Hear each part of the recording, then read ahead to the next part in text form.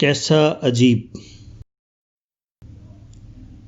گاندھی جی کی مشہور شاگرد میرا بہن ایک انگریزی خاتون تھی جن کا اصل خاندانی نام میڈلین سلیٹ تھا۔ وہ سر ایڈمنڈ سلیٹ کی لڑکی تھی۔ ان کو اپنے لیے ایک زندہ خدا کی تلاش تھی۔ ابتداً انہوں نے مشہور موسیقار بیتھون میں اپنی اس تلاش کا جواب پایا، تاہم ان کی فطرت اس پر پوری طرح مطمئن نہ ہوئی۔ اس کے بعد ان کی ملاقات مشہور فرانسیسی مفکر رولینڈ رولاں سے ہوئی۔ رولینڈ رولاں گاندھی جی سے بہت متاثر تھے۔ اس نے مس سلیٹ سے کہا،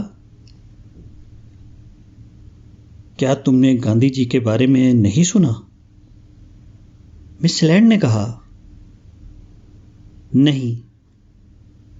رولینڈ رولاں نے کہا، وہ دوسرے مسیحا ہیں۔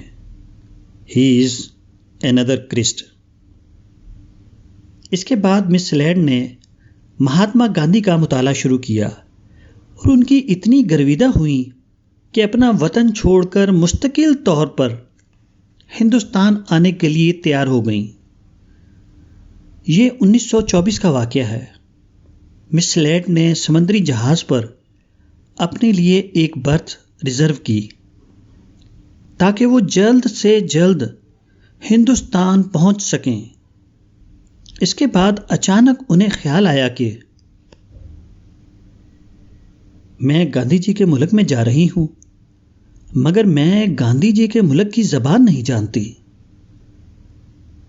انہوں نے ہندوستان کی زبان کے بارے میں معلومات کی تو انہیں بتایا گیا کہ ہندوستان کی عام زبان اردو ہے۔ چنانچہ انہوں نے اردو زبان سیکھنے کے لیے اپنے سفر ہند کو 1 سال کے لیے ملتوی کر دیا۔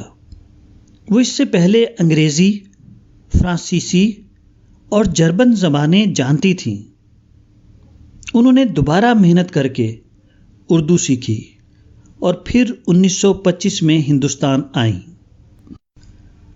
گیٹا سیرینی نے میرا بہن سابق مس ایڈلینڈ سلیٹ کے حالات لکھے ہیں۔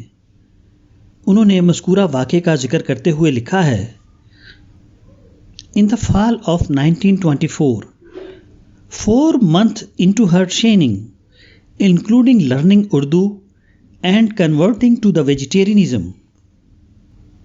1924 موسم خزاں کے 4 مہینے مس سلیٹ کے لیے تربیتی مہینے تھے۔